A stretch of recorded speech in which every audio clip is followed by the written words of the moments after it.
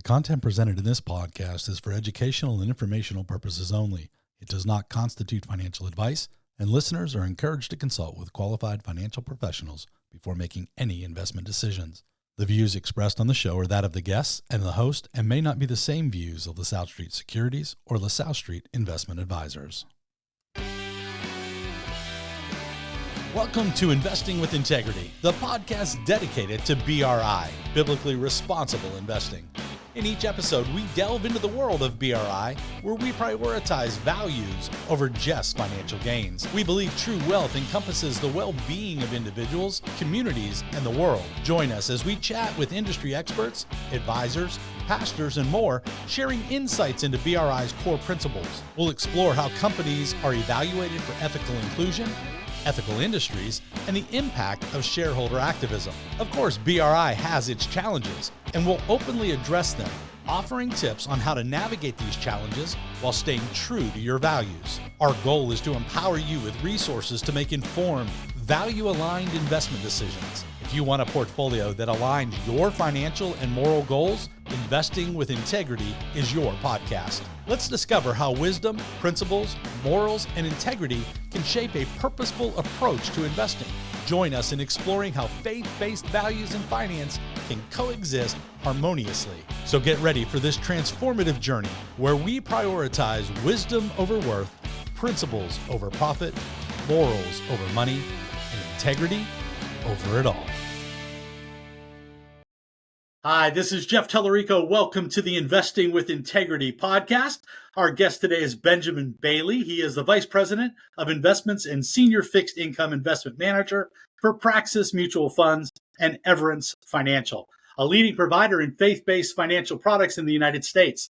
He's also served as co-portfolio manager for the Praxis Impact Bond Fund since 2005 and co-portfolio manager of the Praxis Genesis portfolios since June of 2013.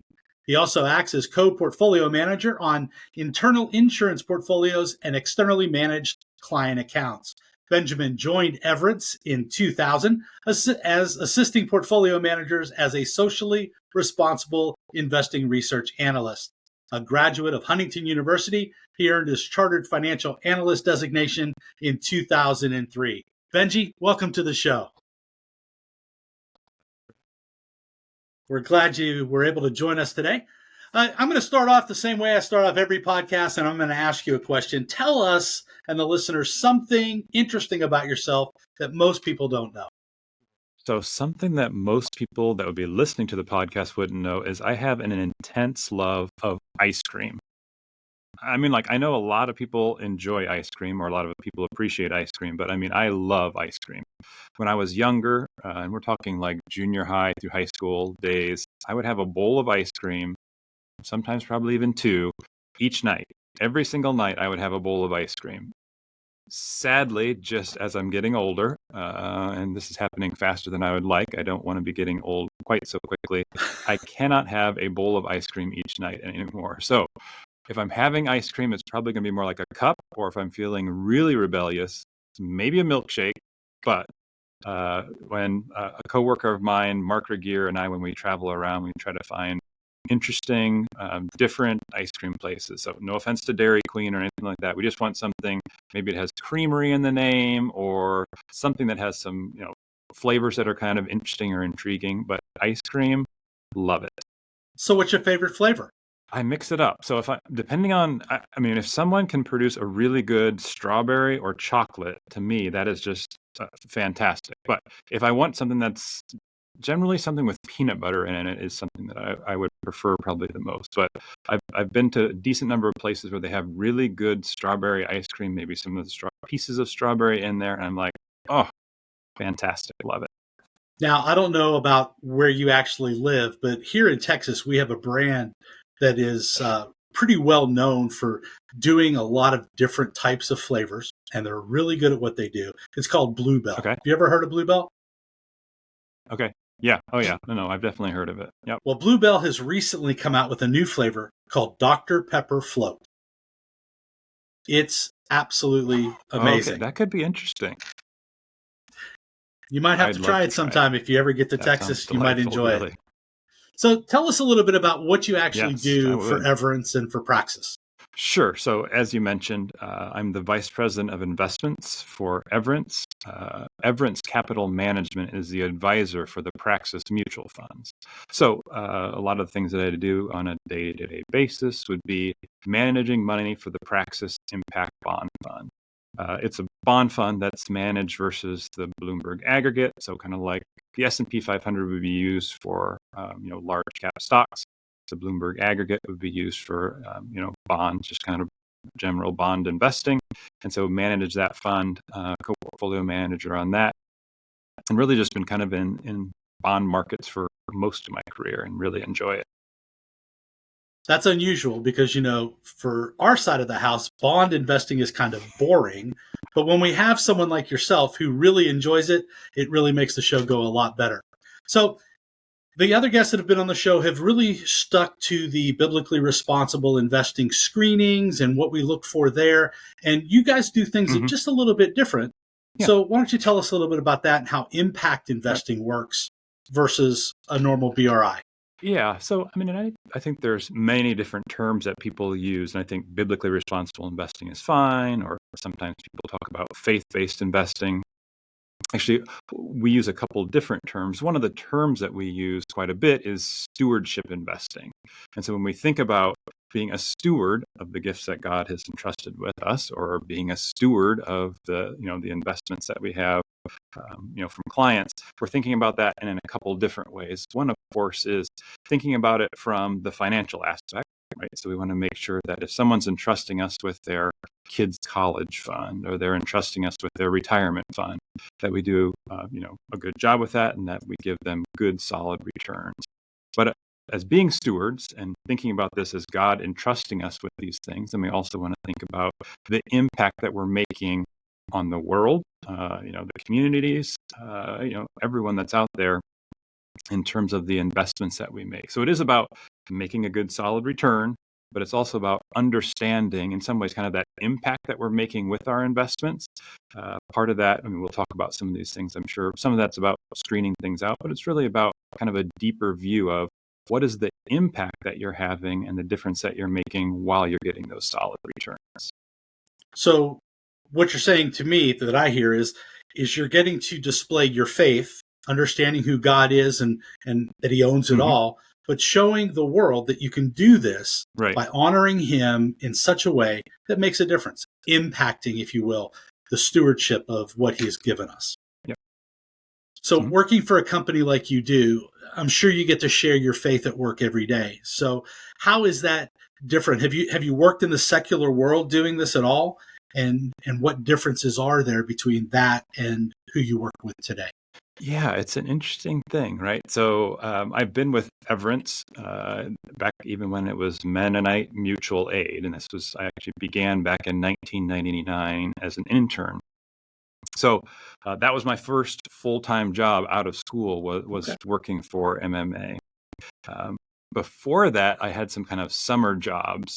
Some of them were, what should we call them? Interesting, I guess, might be one way of putting it. It certainly wasn't necessarily in the area that I am pursuing now. We're talking about finance, because when you're first beginning, maybe like me, you get a job at Ponderosa, which is a local, or maybe it's a little more broad, restaurant chain that's around us, or even a factory that I worked in. It's certainly quite a bit different, because what I'm doing now is much more fulfilling, because certain people talk about going to their job as kind of like it's a pain, or it's something that's frustrating, right? Or they're really happy when Friday comes. I actually think about it in a different way, because I really enjoy the job that I have. And when I can put these two things together, because I really loved investing even since I was young and thinking about some of these things, when I can put together that challenge of investing, because it certainly is a challenge, because you're competing against many different people all across the United States or across the world that are trying to do good things for their clients. Also, when you have that mix of those two things, one is good solid performance, but then really investing with your values, where you get to put those two things together, it really just makes for a completely different work atmosphere. It isn't just about making money, or it isn't just about making a profit. And the people that you work with is so much different, right? So it was a little more rough when I worked at some of those positions in the past. Some people that certainly needed that viewed things from a different way. Let's at least go with it that angle, versus the people that I work with now. It's much more fulfilling with this job that I have. Great. So you brought that up about working different in other portfolio managers that you actually have to, as you say, compete against, if you will, for a less of a better word. So how do proponents of this movement, this biblically responsible investing, this faith-based investing, stewardship investing, impact investing, how do they reconcile the tensions that are between the financial returns and adhering to our values and our morals when you make investment decisions? Yeah. And so, I mean, and there is going to be tension at certain points, right? Because when we think about this idea that we're stewards of our investors' money, or we're stewards of the gifts that God has given us and entrusted us with, sometimes there can be conflicts, right? When we think about, is it about just making a profit and not thinking about the impact that it has on people, or should you really make decisions that are slightly different and make sure that we as investors, or the companies that we can even influence, that they understand that they can do things differently? Certainly there's times when you think about things just for the short term, and you think about that profit mentality, and we're not denying that making a profit and being sustainable in that way is good. It certainly is. But thinking about things for the longer term is certainly something that's incredibly important to us. And we think about this kind of mix of the financial returns and utilizing our religious values. And there's sometimes that people, I think, in the past have talked about and said, this is just so difficult. Let's just kind of say, make as much money as we possibly can, and then we'll give 10%, or maybe even be more generous than that. But we think that, and certainly that's going to take that tension off, right? Because it's just then about making money, and whatever people's choices are, that's just how it turns out to be. It kind of reminds me, though, of a quote where G.K. Chesterton said, "The Christian ideal has not been tried and found wanting. It's been found difficult and left untried." Right. So in this case, it's not easy, right? I mean, trying to find this line that you have between certain times, like there's certain areas that are more black and white, which is great, but there's a lot of things in this world that are really kind of in the middle of this gray area. And so we think it's important for people not to just think about making money and then giving some away, but to be thinking about how they're using those gifts that God has entrusted us with to really make a difference. And so, and there's going to be times that we're going to fail, right? There's going to be times that we're going to adjust our screens a little bit, as new information comes out. Or maybe there's going to be times when we say, okay, we thought that this investment was going to have more of a positive impact. Instead, it had more of a negative impact. And we might sell it, or we might actually do some shareholder advocacy and go to the company and say, we think you might have thought that this was a good move, but we think for long-term sustainability, there's actually a different choice that you can make. So it is difficult work. It's not easy, right? There's times that some people, think that it's best to go one way. Other people might think it's best to go the other way. But just because it's difficult doesn't mean that we shouldn't try. And we really think that it's something that's incredibly important to do. Again, invest. That's important. Try to make good, solid money. But at that same time, if you can do something where you're trying to also make a difference in the world while you're investing, we think it's just so incredibly important to do that, both those things at the same time. So you brought up the term on shareholder advocacy, and that's where we as investors, owners of shares of the company, contact the boards and use our voting rights to make a difference. Is there any one particular one that you think that you guys have done that really stuck out, that turned out positively? Yeah, I mean, and we've been doing shareholder advocacy for well over 20 years. And we really think that, again, because there aren't perfect companies, there aren't perfect people either, because there aren't perfect companies, we think that it's important for us to use that voice that we have. When we think about this, as shareholders, we're part owners of these companies. And this means that we have the ability to talk with the companies, to ask them about their policies and practices. So we think we know that it's our responsibility, and we really want to encourage these companies towards more responsible behavior.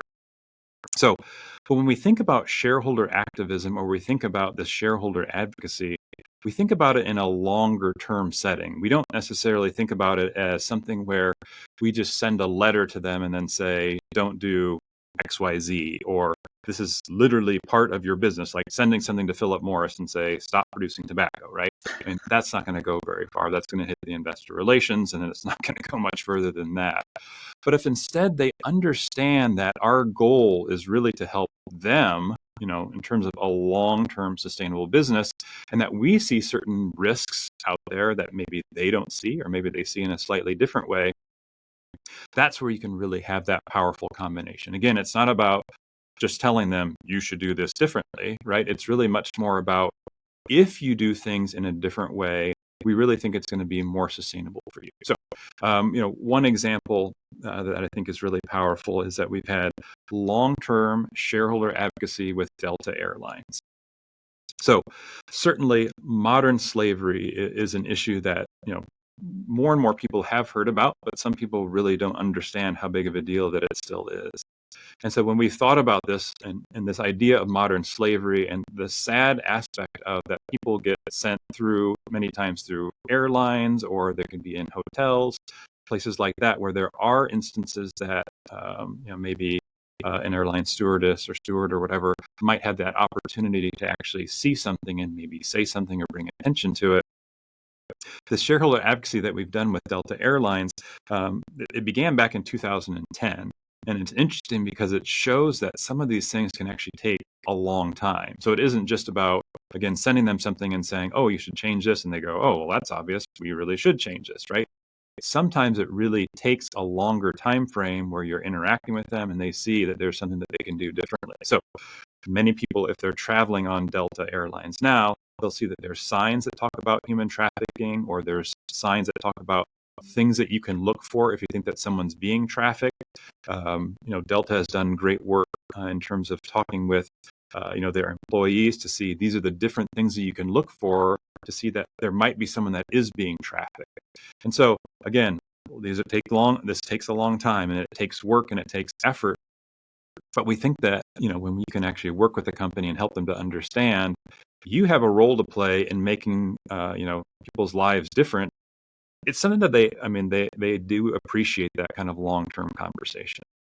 Well, I'll tell you that, where I am, I'm on the I-10 corridor going from Florida to California. Mm-hmm. And what you're talking about is a huge thing that we all worry about here. Human trafficking is still going on. And I think that is the next big thing that a lot of organizations and a lot of companies are going to focus on, because it's becoming so prevalent in society. We hear about it every day on the news, either child abductions, and this is where it's gone, or even people coming out of that were forced into it at one time or another. So I commend you guys for doing that kind of work, because it's everywhere. I mean, the place I go to cut my hair, they even have things on the wall that says, if you see something, say something. And that is just a great focus to have. So I appreciate you guys doing that. So let's change gears for a second here, and I kind of preface this with the questions that I sent you beforehand. What we talk about here, our tagline on this podcast is wisdom over worth, principles over profit, morals over money, and integrity over it all. How does that fit in with what you guys do, and what do you think about those verses? Yeah, I mean, there were a couple of things of that really stuck out to me. I was thinking it was almost like the bookends of both of those things, thinking about wisdom and then the integrity. And it brought me back to thinking about Solomon and how he asked for wisdom. Right. So he had this opportunity to ask for really whatever. And hopefully I would be as wise as he was in asking for wisdom. And God, gave that to him and gave him even more. And I think, man, wisdom is such an incredibly important thing these days. I'm sure it's always been, but I don't know, maybe I'm getting nostalgic as I get older, but I feel like there's just more and more difficult things in this world, whether it's talking about me as a husband or as a father of two boys, or as being an investor, wisdom is such an important thing. And I also think, integrity is also such an important thing, right? So when we think about this, and I think about some of the scandals that some people, obviously in the world, I mean, there's some scandals that have been coming up, but even in the Christian sphere. And so I think, really thinking about this integrity above all, I think is such an important thing too. So those two things are the big things that stuck out to me. I mean, I think asking for wisdom, getting wisdom, being thoughtful in the way we think through things, and then making sure that we work through our lives with this high level of integrity. Both of those things are so incredibly important, because I think that's also one of the ways how people can see that there's a difference between what we're doing and the difference between what they might see from other people. And if they don't see a difference, then shame on us, really. So I really think those kind of both ends of that the part about wisdom and integrity are so important. Thanks for sharing that. I appreciate it.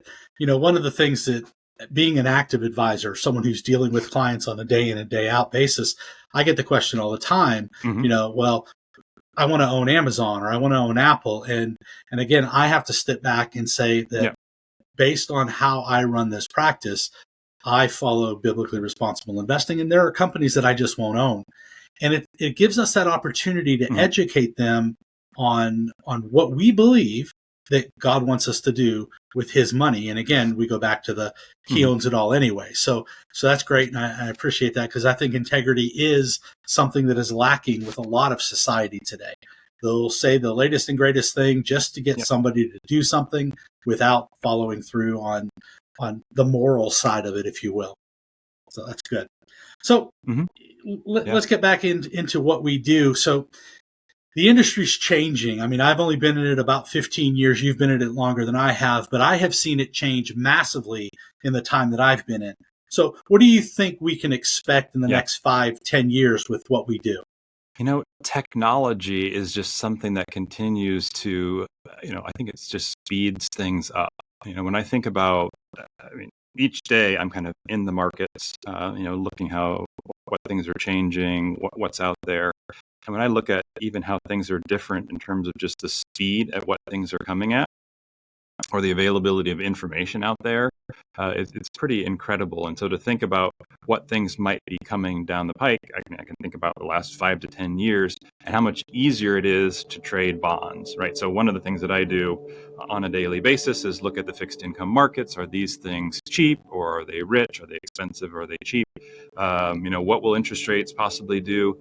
And then to be able to, to go out there and make a trade, when you can make a trade in 10 seconds, 5 minutes, you can go out to 15, 20 brokers, and we can go out to these brokers and ask them for what's the best level you'd buy something, or what's the best level that you'd sell something.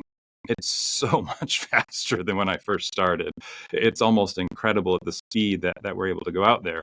Before, I used to send out emails and I'd keep a running spreadsheet, and I'd go back to brokers, and it could be an hour or two or something like that before I would get these levels back. So the speed at which technology is changing things is just so incredible. And the other thing I think about though too is, there's more and more people that are moving to put at least some portion of their portfolio into passive investing. And I think sometimes passive gives it a bad term, because we do optimized index investing, where we take out certain companies and then kind of put that portfolio back into something to try to be close to the public index that's out there. But I think this idea of having all your portfolio with active managers, I think gets more and more difficult when you see some of the stats. And so you can look at Microsoft's active passive barometer and see that about 10-ish% of active managers in the large cap space really outperform their passive peers. And I'm not saying that you shouldn't have any active, right? I think there are certainly good active managers out there, and there's some really good active managers out there in the faith-based space even. But I think on some level, to not have any of your portfolio in kind of a faith-based stewardship investing, but still a passive type portfolio, again, where you're screening out the things that you don't want to be invested in, but that you're not necessarily just holding 20 or 30 stocks. And the volatility that can come with that just can be pretty treacherous for people. I sometimes joke around with people, because I talk about, everyone knows you're supposed to buy low and sell high. I think the that is such an incredibly difficult thing to do, because when you think about that, just in the mutual fund space, right? So when you think about that, and you're going to be going to someone, at church or whatever, and bragging about your 1-star fund that you're purchasing, and that everyone should be so jealous of you because you bought this fund that has been really in a difficult spot, but it's going to be the 5-star later on. No, I mean, that doesn't happen, right? I mean, so it's so easy to buy high, essentially buying these things that everyone knows have done well over the past 1 year, 3 year, 5 year. But there are cycles in these markets. I just think it makes it difficult. And one of these things I think people will keep recognizing over this next 5 to 10 years is it's tough to just have all your portfolio to be active and just have those ups and downs that you have. And it's difficult not to buy high. And then when that manager doesn't do as well, then to sell low, really, when they've started to underperform, and buy your next, manager that will do amazing things going forward. So I think in each of these things, it's going to be interesting how it plays out over the next 5 to 10 years. But I think technology, and I think kind of this move really more towards passive investing, will continue. I don't disagree at all. And again, being active on this side, we get calls all the time. Well, I want to buy this certain fund because it's a 5-star fund. And then you do some education with them and show them that, 2 years ago, it was a 2-star. Will it ever go back to that? Very possibly. Mm-hmm. So let's find out exactly what it is you want to do. Right. What are your goals? And let's find the appropriate investments based on your goals. Because when you start chasing something, you're never going to get it. It is, I mean, right? Because we've been around for a while, and I have a list of Morningstar kind of funds that were either like Morningstar Manager of the Year or even Morningstar Manager of the Decade. And it's amazing how some of those funds, and obviously these are very smart people, they were doing great work, but how even some of those, and this is just in the broad investing space, how they've gone through tough times also. So let me ask you then, have there been any hurdles on this side of the business that we do, this faith-based investing, that you have faced that made you question, are you in the right spot? I mean, I think there's just hurdles all the time, right? I mean, there's these things are challenging, right?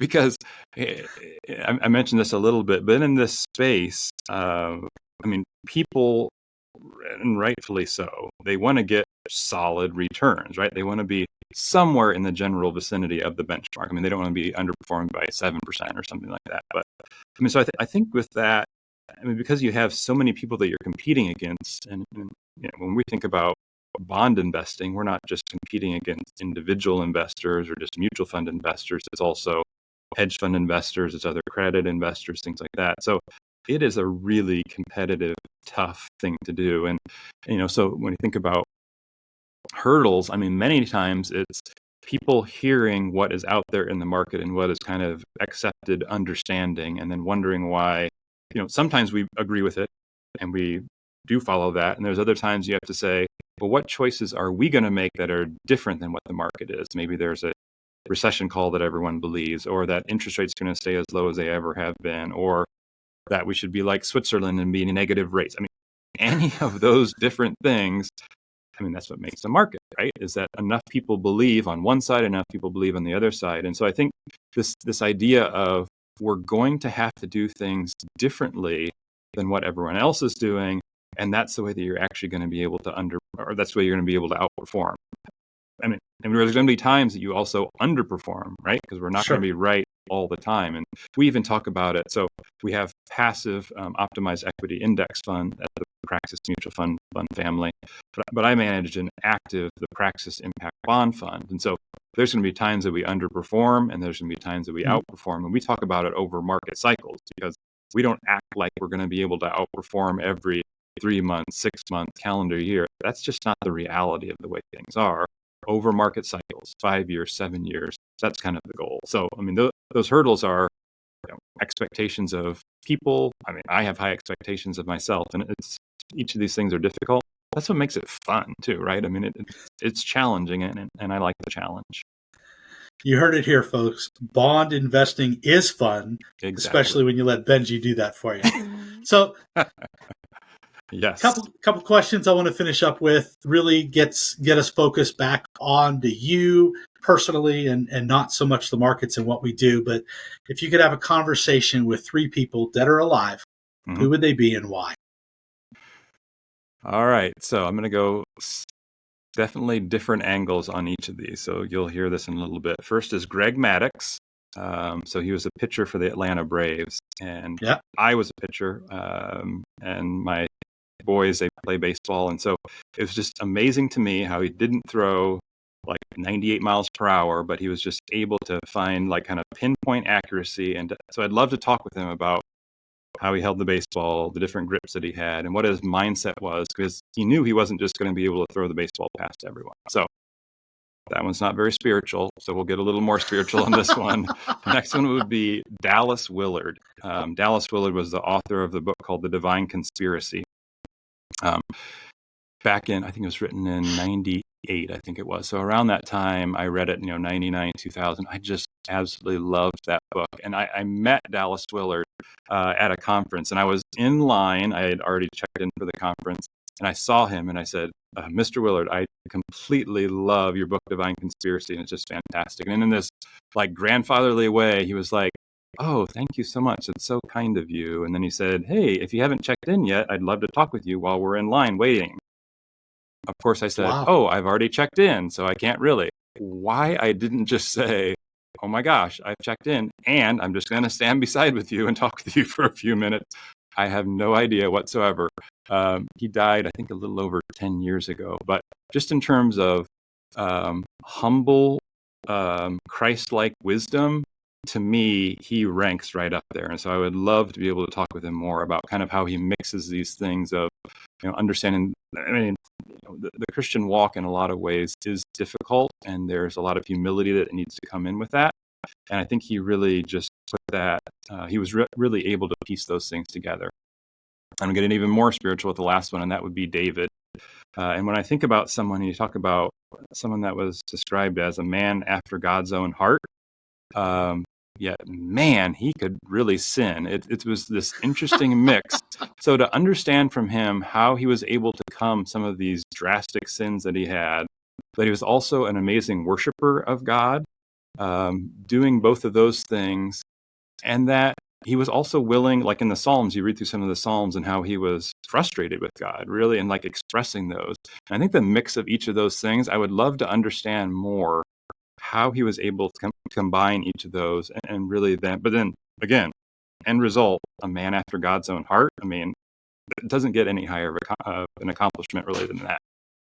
Yeah, I think personally, I think David is one of those that we as men, at least in today's society, can really relate to.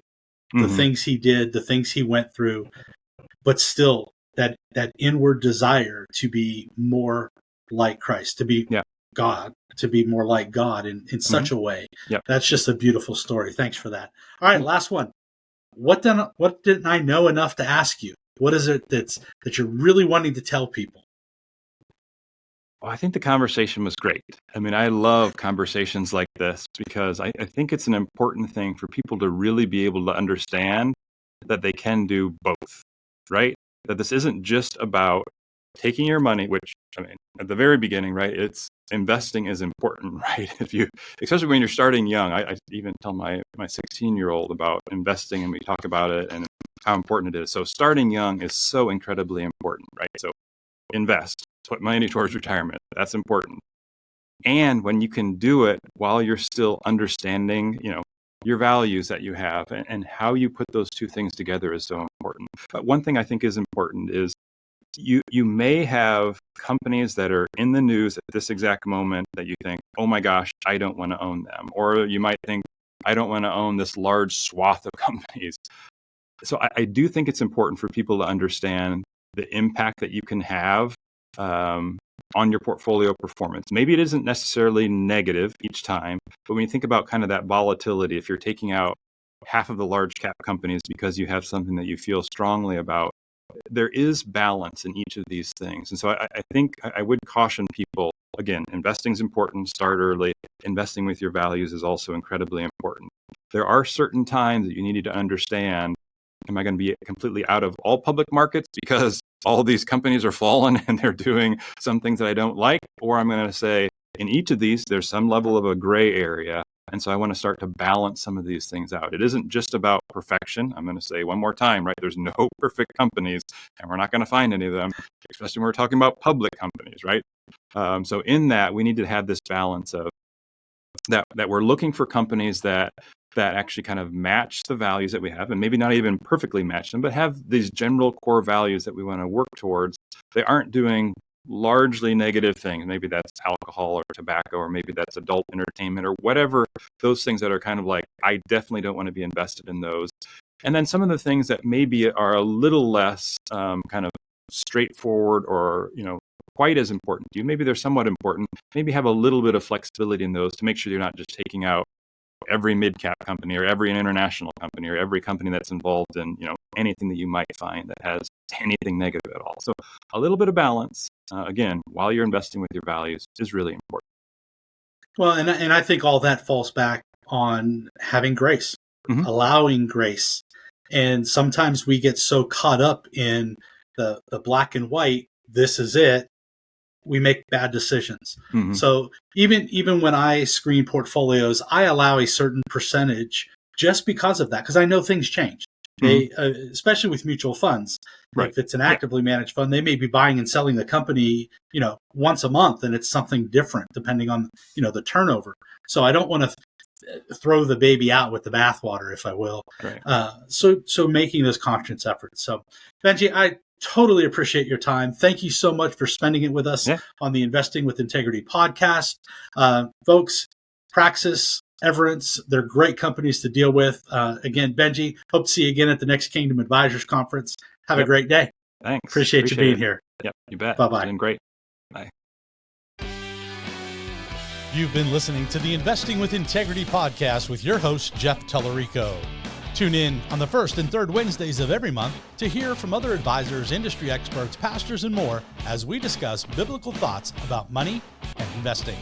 If you have questions about the show or want to find out more about BRI, send an email to jeff.t@lasallest.com. Remember, this journey is all about putting wisdom over worth, principles over profit, morals over money, and integrity over it all. God bless.